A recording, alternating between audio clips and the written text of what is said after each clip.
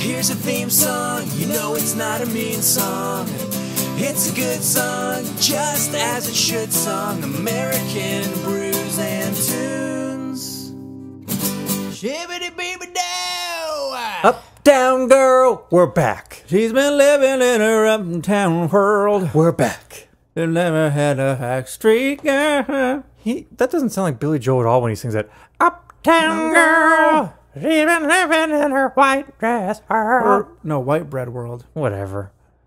I bet she never had a backstreet guy. I bet her mama never told her why. I'm gonna try.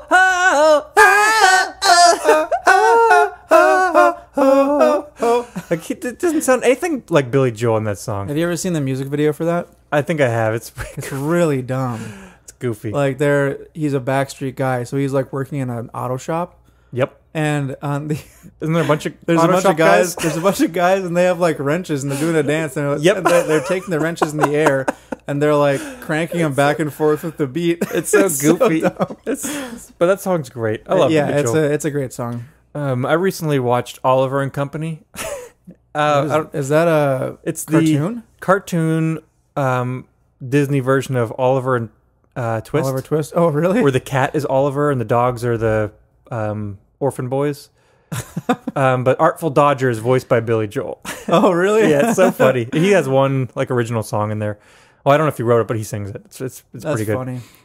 Anyways, welcome back to American Brews and Tunes. Yeah, this is episode welcome number back. 92. My name is Stephen Johnston. And my name is Jesse Titus. If you guys, or as I would say, if yins listened in last week, Yeah, if you listened in. you'll know what we're going to review this week. If not, let's get a little crash course refresher. Yeah. Refresher. Jesse has recommended the album Immunity, or as the South Africans would say, Diplomatic Immunity. But only that one guy from Lethal Weapon. Yeah. Lethal Weapon 2. Yeah, Lethal Weapon 2. I do not know which one it's from. It's the second one, because Joe Okay. Pesci was in that one. Okay. Great movie. Haven't seen it in a while. Watch it again. I think all... Was there 4? Are there 5? I don't know. I have 4 of them on DVD. It was like one of those Who is that? collections. Mel Danny Gib- Glover and Mel Gibson, Mel right? Gibson, yeah. Yeah. Good old buddy cops. Jeez. Those buddy cop movies are ridiculous. But they're great. They're They're nice. cheesy. It's a pretty good movie genre. It is. 'Cause- They kind of play themselves out, but they're always fun to watch. Yeah, and it's like if you know beforehand that it's a buddy cop movie, you already know what to expect. Yeah, and then you just enjoy it. Yeah, and then you just have a good time. And then Joe Pesci shows up and you're like, what are you doing here? Joe Pesci? Oh Man. But Anyway. yeah, Clairo's album Immunity. That's what Yeah. I'll be reviewing today. But before we get to that, we've got a fun beer. Yes, we do. Something that's unfamiliar to both Jesse and I. Yeah, we've never had this beer before. / we've never had a beer from this brewery. Yeah, it's called Narrow Gauge Brewing Company from Florissant. Missouri. I think that's Yeah. where it's from. The beer's called OJ Run. It's an Imperial IPA. And I got this from our one of our favorite local tap rooms, bottle shops, whatever you want to call it. Actually, it is a tap room bottle shop. Tap room bottle shop, yeah. They got I can't remember why. I think Southern Grist is having their 4th anniversary this weekend. It's a ticketed event, unfortunately. Otherwise, I would have gone. It was expensive. Yeah. And a lot of breweries I think they collabed with may have brought some stuff in. Oh, okay. So maybe that's why pretty this cool. is here. I don't know. I'm looking at the can right now, and it says that it was canned on the 10th of February. So we're getting 2020. Yes, so we're getting That's some fresh. fresh. We're getting some IPA. fresh OJ. What is this, like 2 weeks old right now? Give or take? Two Give or to take, three. 2 or 3. Yeah, so that's pretty fresh. I'm excited about this. Nice. There's not too much description about this. No, on Untapped, it just says Imperial IPA, dry hopped with Citra, Galaxy, and Amarillo. Yeah, it should be good. So- I'm gonna crack it while you talk about what you think. And you can What I think about what? about the artwork. Oh yeah. It looks like it's a. It looks to be a hand drawn piece of artwork, and basically it's like an orange with some of the peel peeled away, and there are hops inside the orange. It looks pretty cool. Oh, those are hops. I didn't Yeah. notice that at first. Yeah. I thought it was like rotting orange. No, yeah, they're playing on the whole like fresh OJ or OJ run. Like, hey, get an orange with some hops in it, and that's his beer. So maybe it's gonna be like citrusy and as well as dry hop. So it's definitely gonna have a nice hop presence. So we'll see. It got a nice head on here, nice white foamy head. Oh, it smells kind of weird though. Yeah, I was almost gonna say dank, but now I don't think it's dank anymore. No, it smells fresh. It's it's not like a super potent smell. No, I'm having a hard time describing it. Let me get one more sniff and try to find the right word for it. I don't know. It's hard to describe. You know those beers that are dank, and they're dank in like a strange way, where it almost smells like an old wash rag. I guess an old dish rag. Is that what you think from this? Kind of, a little bit. It's like it smells kind of weird. It smells kind of bad, but in like a good way. Yeah, like it's not your typical IPA where it smells like, ooh man, smell those hops. Like you can really smell the hops on this. You can really smell like the sweet citrus. This is kind of like, it smells kind of dry and kind of weird. I'm really curious. Color wise though, when you're looking at it, definitely hazy. Cannot see it at all through it. Yep. Looks, standard hazy IPA. I'm pretty excited to try this. Same. You want to give it the old, good old college try? Yeah, sure, yeah. All right. As we always say on American Brews and Tunes, shibbity-beep-doo! Down the college try hatch. Oh, interesting. It was a journey of flavors. I feel like it changed throughout that entire sip. I'm still going through the journey. It starts off really... It started off kind of funky. Yeah, kind of like a little bit funky, a little bit dank, but then it got like really... And then I got like... You know when you have those IPAs that are really malty? Yeah. I got a touch of that maltiness for about a second, and then the hops came in and the maltiness kind of went away. Yeah. And then it was like a lingering bitter, but had a nice sweetness to it. Yeah. There's definitely that citrusy flavor they're going for, like that sweet, kind of OJ, like definitely like that sweet orange juice. Oh yeah, kind of, yeah. But it really had a lot of different funky flavor. It changed flavors a lot of times. It's almost... This beer's changing flavors! Let me describe it to you this way. It's as if the symphony opens. Uh-huh. And the first notes are played by the oboe and bassoon. Kind of strange, kind of weird to start off with oboe and bassoon, but it's been done before though, so it's not that weird. And then the conductor picks up his baton and cues the cellos and the double bass, and those crescendo. And when they reach a peak of a fortissimo, then the violins and the violas come in. Oh my gosh. And then it's a great sounding piece of music. And then there's a theremin for some reason. Because theremins make the world go round. I like this. I like this beer. It's nice. It's different. A lot different. I wonder if this is like on point with what their flavor would be like. Yeah, it's definitely not like your typical... this is a double IPA, right? Mm-hmm. It's definitely not your typical double IPA. Like, it's kind of sweet, and the hops are almost slightly subdued, but not at the same time. It's really nice. Yeah, upon my second sip, I still get that exact same flavor change. The exact same wave of flavors. That's pretty fun. I like this. I'm going to have to go to Missouri and try and find more of this breweries, like more of their beer. I like this. It's good. Anyways, if the beer changes while it warms up, we'll let you know. Otherwise, let's get some clarity on Clairo. All right. Like Jesse said earlier, this came out in 2019. This is Clairo's debut full length. Her actual name is Claire Cottrell. Yep. Kind of like Steve-O. His real name is Steven. Yep. So she's Clairo. She's a singer-songwriter from Massachusetts. She got a lot of her notoriety, like her recognition, from posting a song called Pretty Girl on YouTube. Mm-hmm. Yep. Have you ever listened to it? No, I have not. Check it out sometime. It's goofy. Is it goofy?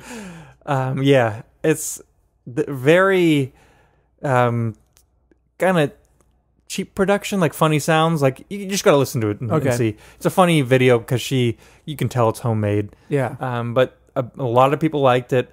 And it got her enough popularity to get noticed and get a record deal. Wow. There you go. Now, she did have connections to the record label through her father, which caused some controversy. Oh, really? Because she's a big proponent of DIY, do-it-yourself, whatever, that mentality. So people question that. Some people claim that there was nepotism And some people said that she was an industry plant, like Billie Eilish is facing right now. Oh, right. Okay. Personally, I don't care. Like I'm just telling you what I've discovered in my research. Yeah, isn't that the way it always goes? Though it's like, it's kind of like with like the Sex Pistols, right? Like they were made by the record label. Some people say that. Some people say no. But yeah, I've heard that plenty of times. At the end of the day, like who cares? They were still a fun band, like a good band. I don't care how you make it. If your dad has a connection with a record label somehow, good for you. Take advantage of it. Go for it. Bully for you. Yeah. Oh goodness. But yeah, bully stick for you. Yeah. But as long as you're sincere, go for it. Good for you, Clairo. Yeah, for sure. This album was produced by the former Vampire Weekend member Rostam Batmanglij. I am butchering that name and I apologize. Right, I forgot about that. Batmanglij? I have no idea. For those of you who know that Vampire Weekend member, you know who it is. You know it. Apologies because I'm fairly positive I mispronounced his last name. I do believe the first name is Rostam. He was, I think he was a founding member of Vampire Weekend and was with them for the first three records. Was he the one who left? Yes. Before the fourth one? Yeah, he did it. I think he wrote and produced a couple songs with them, but then left early on in the process. Yep. I think the Vampire Weekend influence is apparent on this album. You can hear it. Mm-hmm. And I'll get to that later. Okay. And I told this to Jesse earlier, but I think she's about 21, but if you look at her, she looks like she's 12. It's the opposite of Billie Eilish, someone pointed out online, and when I thought about it, I was like, she looks true. like a 30-year-old like Billie Eilish looks like she's in her late 20s, but I think she's like 18. Yeah, I believe she is 18. I think it's because of all the weird makeup and hair color and her long fingernails that creep me out. And her baggy pants that she wears, baggy clothes she wears. Yeah, super baggy. But you like, is Clairo in middle school? Nope. She's in major school. Major school. Anyways, let's dive into this album, shall we? Yes. Track by track. The first song is called Alewife. Alewife. This is named after a train station in Massachusetts. Yep. It's a very good introduction to her soft vocal style, chill vibe music. Yeah, kind of soft, reserved. Yeah, very chill music in general, and that's what you're going to get for the majority on this album. Yeah. Very light percussion on here, some guitars and pianos, I think.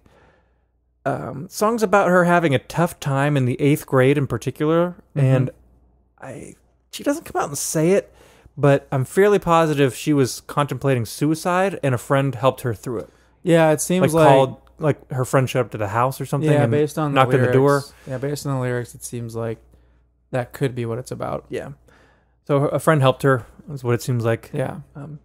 Good intro to her sound. If you don't know what she sounds like, now you do. Yep. Let's move on to track number 2, which is my first recommendation. The song's called Impossible. This is the first song that made me think of Vampire Weekend. Okay, yeah. For sure. I could see that. It's because it's got that touch of neoclassical genre. Yeah. It's got that. It's either a harpsichord or a weirdly processed piano that comes in doing those scaly movements. Yep. And that in particular reminded me of the song "Step" by Vampire Weekend. A lot of which Rostam was in the band during that At the time. Yep. Yeah. There's also some synths in this one and a couple other songs that definitely sound like Vampire Weekend. Yeah, I could see that. It definitely is that kind of classic. I guess you couldn't say classic Vampire Weekend, but it is that sound. And I looked up his sound, producing credits, and this is the only one I could find that he produced. So, I mean, if you have been writing and recording with one band and you do this one style, you're going to take it in with the next one. It's not a bad thing by any means. I'm just saying I noticed it. Yeah, I'm sure it carried over a little bit. Yeah, and for sure. I'm sure it helped her music a lot and brought some new perspective for her. Yeah. Aside from the Vampire Weekend influence, it's a very catchy song. Not my favorite of the recommendations I'm going to do, but it's a very good song. Yeah. Very memorable. And I know we're not the same anymore. I just it's got that passing chord do do do. Yeah. That I really like. The first time I heard it, I was like, ooh, nice. Ooh. But it's very, very kind of cool. The song sounds to me like she's talking to an ex or a very good friend who had a falling out, and she's not really trying to fix things, but just kind of wondering, I think, contemplating about all of it. Yeah. Moving on to track number 3. This song is called Closer to You. Closer to You. I think this is the biggest wild card Okay. on the record. I don't know if you would agree with me or not, but if you remember, this song starts with a very electronic drum beat, Yeah. a synth, all kinds of hullabaloo, and then when her vocals come in, Yeah. heavily auto-tuned. Yes. And they're very heavily auto-tuned into the chorus when they're more natural sounding. Mm-hmm. And I can't remember specifically, but I think on Genius, she and if you go on Genius, Lyric Genius, she's got a ton of like the ones where she went in there herself and said what things meant. Oh, really? And I think this is supposed to be her talking through a wall, and then during the chorus, she's talking face to face. Interesting. I don't know. Maybe it's an interesting choice. Yeah. Very, very different production and arrangements on this one. Yeah. I think she's trying to like pursue a bad relationship or something in this song. It's hard to tell, but it's a very different sounding song in my opinion. Yeah. Not bad though.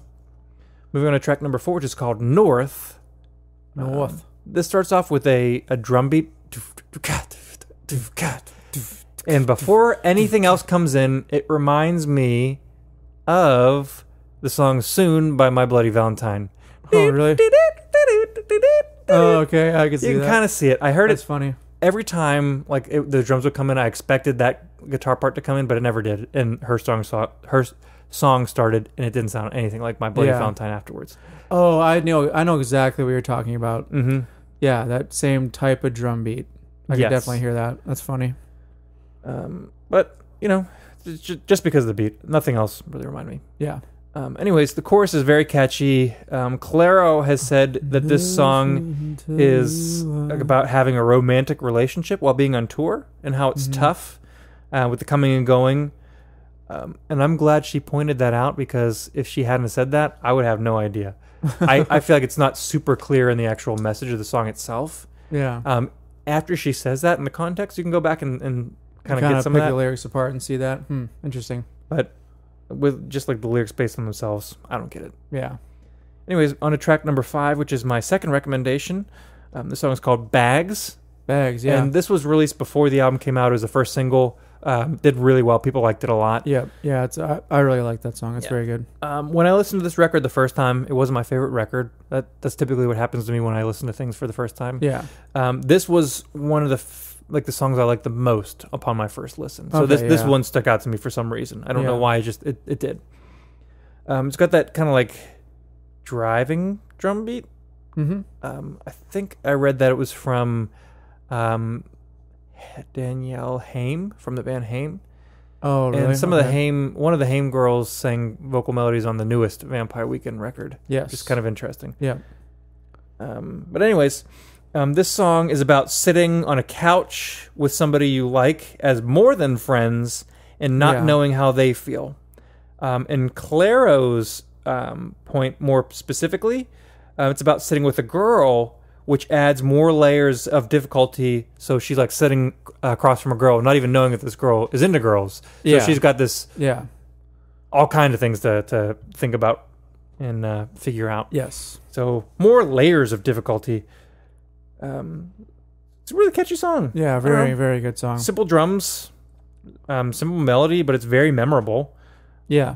I've got nothing bad to say about it. The drums kind of change throughout the verse. I don't know if you paid close attention, but it almost sounds like it's a little bit more compressed for half of the verse, and then it opens up. Yeah. The second I can see half, what you're saying. and then in the chorus goes like a double time, a double time on the hi-hat. But they made some interesting choices to kind of break it up. So Yeah. it's fun.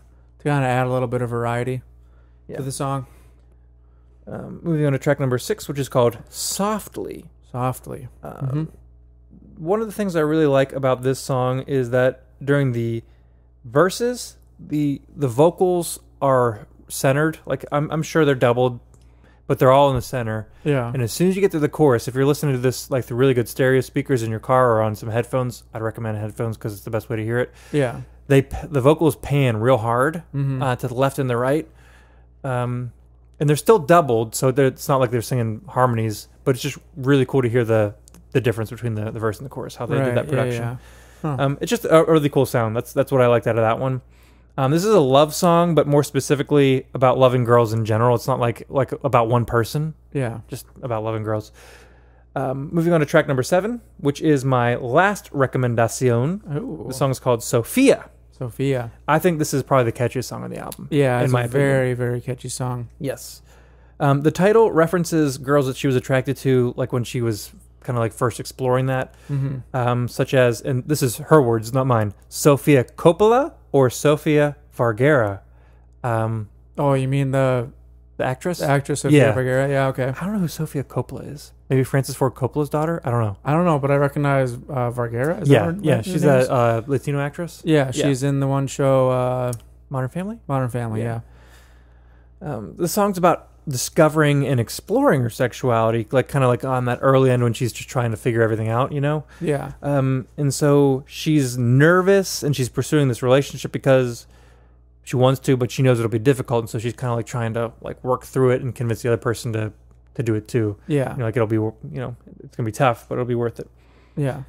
So maybe that's the first girl she's trying to pursue. I don't know. Very catchable, like very catchy, very danceable. Yeah. I really like the song. Sophia, we can do it if we tried.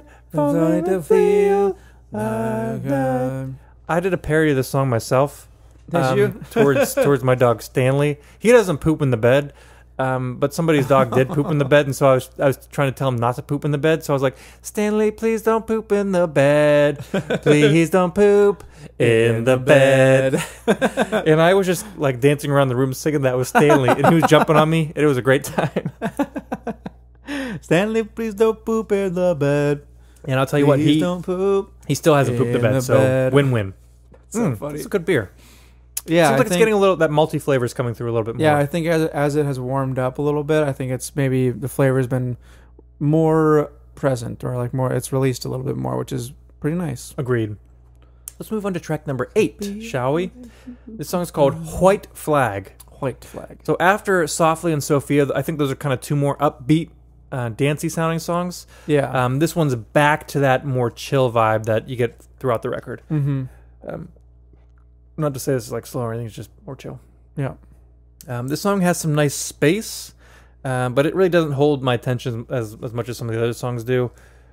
She references Loveless by My Bloody Valentine in some of the annotations Interesting. on this. That's pretty cool. So I think I'm pretty justified when I say that But that My drum Bloody part Valentine sounded like- references. Yeah. You can kind of see ever so slightly that shoegazy influence on here. Yeah. Because she does have a lot of those stretches where you can kind of get a feel for it. It's not like as out there as My Bloody Valentine's. Yeah. But you can kind of hear it.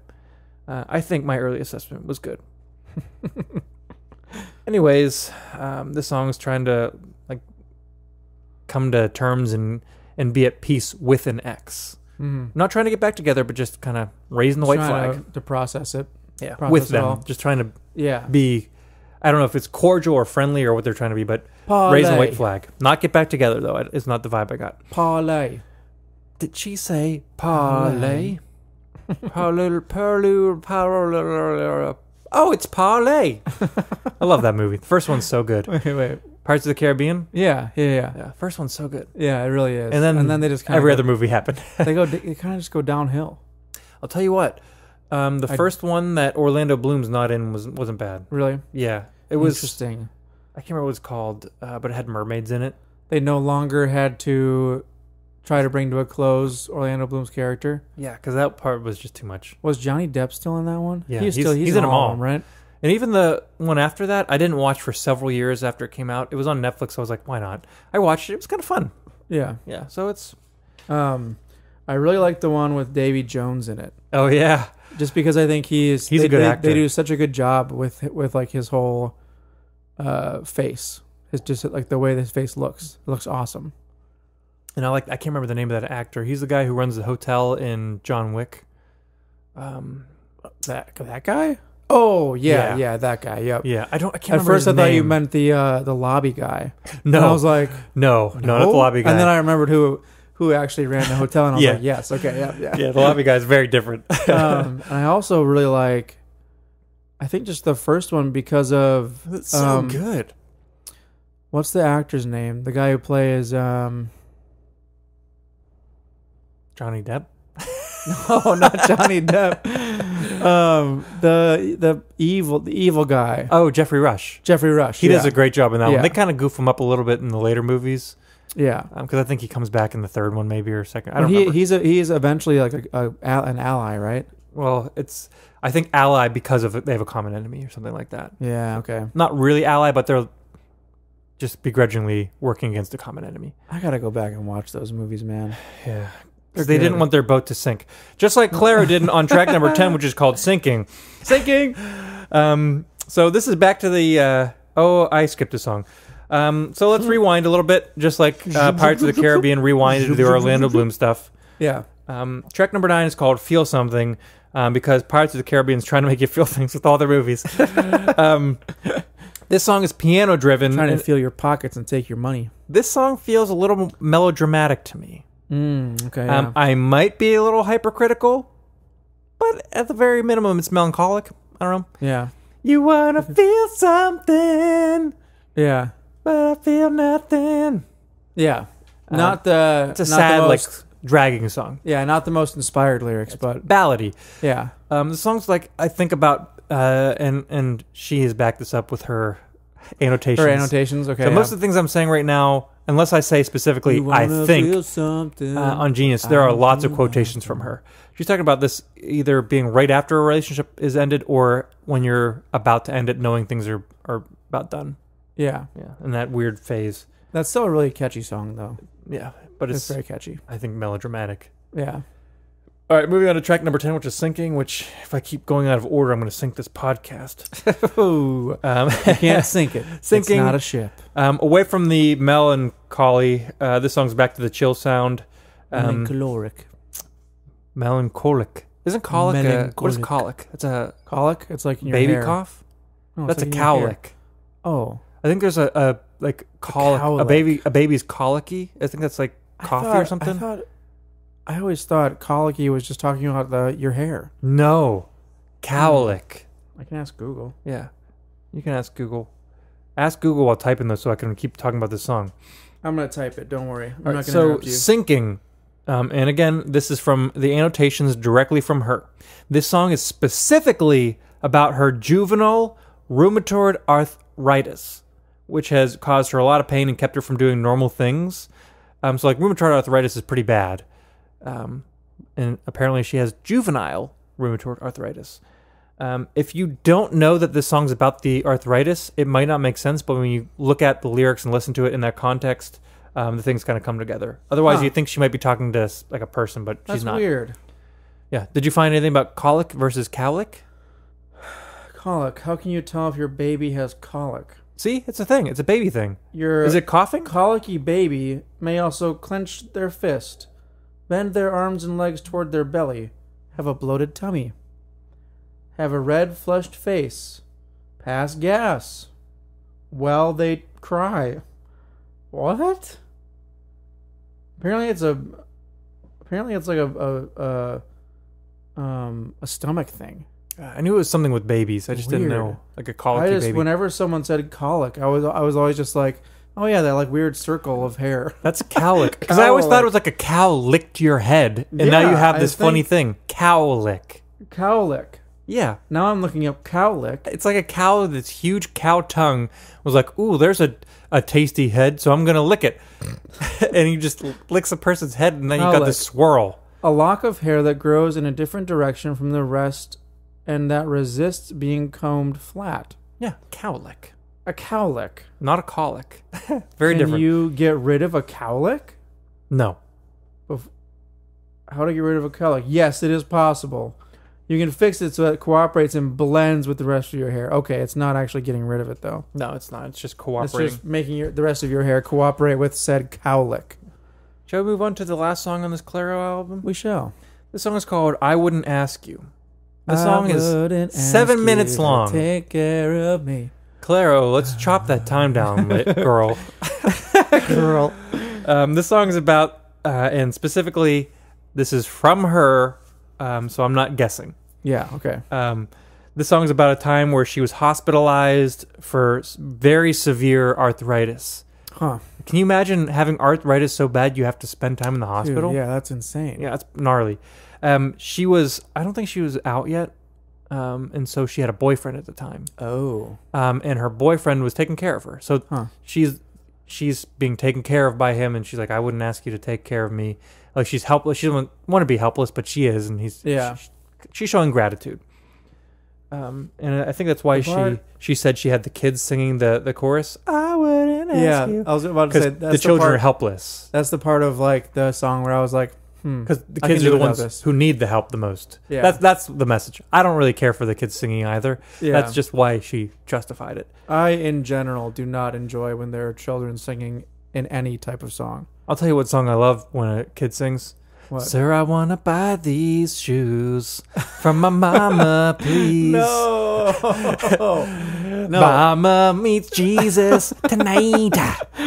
Any song where a child sings is inherently creepy and weird. Becca recently asked me In what my opinion. what I'm going to play for the mother-daughter dance. Yeah. And I started singing that song because I know it'll make my mom cry.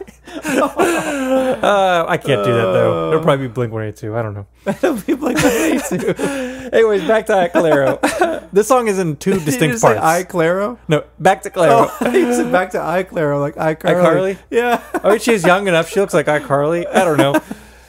This song's in two very distinct parts. The first part it is. slower. And the chorus is, I wouldn't ask you to take care of me. So it's almost in that like triplet, da, da, da, da, even though it's at a 4/4 meter. The second half is, they definitely, when they say that line, I wouldn't ask you to take care of me, it's very different. Yeah. But also in the first part, it's much more stripped back, light percussion, piano synths, whatever you want to have there. Mm-hmm. The second half is much fuller. I think it's an electronic drum beat, all kind of things going around. It's very full sound. It's fine. Yeah. Could be shortened. Yeah, I agree with you there. It definitely could be shorter. In summation, in summary, what did you think of this album as a whole? this album's very boring, but in a good way. Okay, yeah, in a good way. It's hard to say because boring has a very negative connotation, even though I'm not trying to. It does, yeah. Very chill, relaxed. Some versions, like some parts are atmospheric. It's got this very laid back aesthetic. It's definitely what they're going for. It's not bad. It took me many listens to get into, and in the end, I didn't dislike it as much as I did at first. Yeah. I don't really have a desire to come back to it, but I don't dislike it at all. Yeah. Whenever I first listened to this album, I was just looking through Spotify's like new indie releases, and that was on there, and I was like, oh, that sounds interesting. So I was just like going through the list and just clicking on all the albums. And you like this? And I listened to it and I was like, oh, this is nice. I kind of like how chill it is, how it's kind of... Yeah. It ended up being one of your favorite albums of the year. Yeah. Yeah. How it's kind of like a bedroom...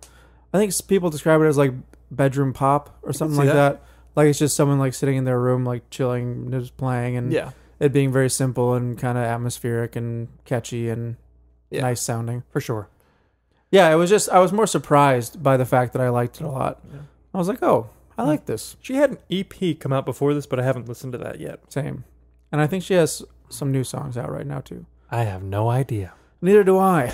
Anyways, shall we look forward to next week? We shall, yeah. I believe we're going to be doing a one-off episode. I believe, too. I want to believe. Yeah. X-Files.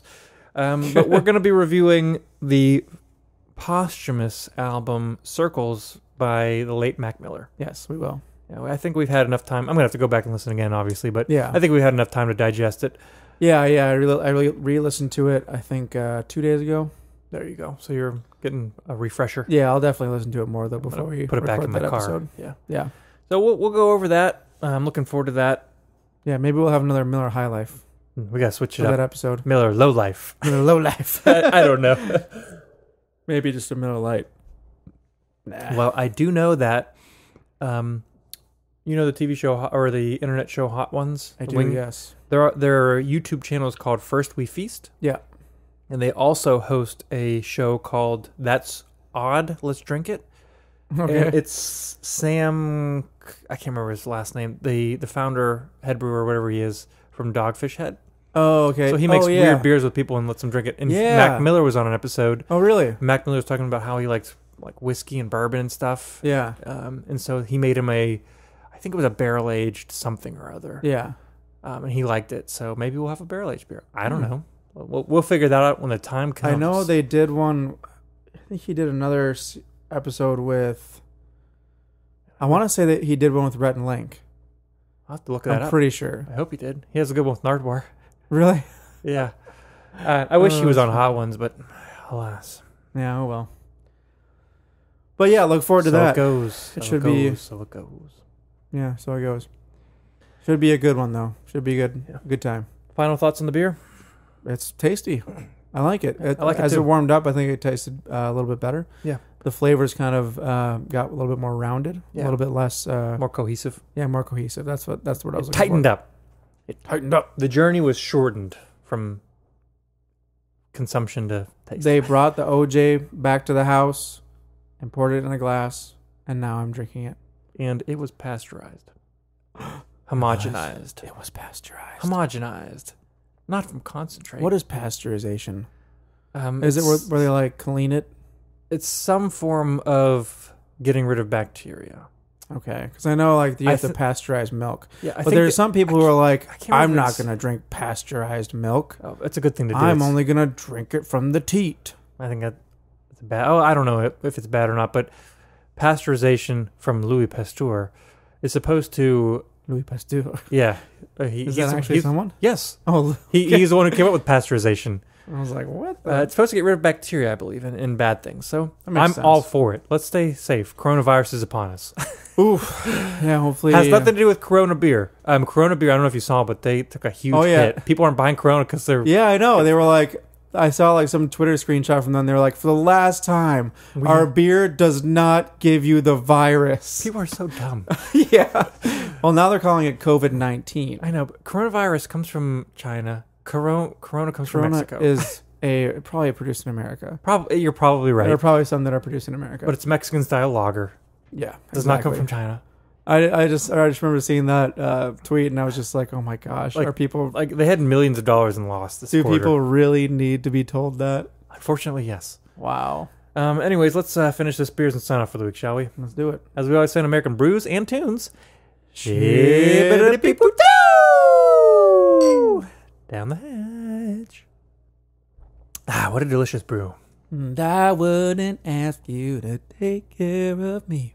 Nor would I, because my name is Stephen Johnston. And my name is Jesse Titus. And this is American Brews and Tunes. Thanks for listening. Yeah. Shut up in your face. Here's a theme song, you know it's not a mean song. It's a good song, just as it should song. American Brews and Tunes. Shibbity-beeby-da.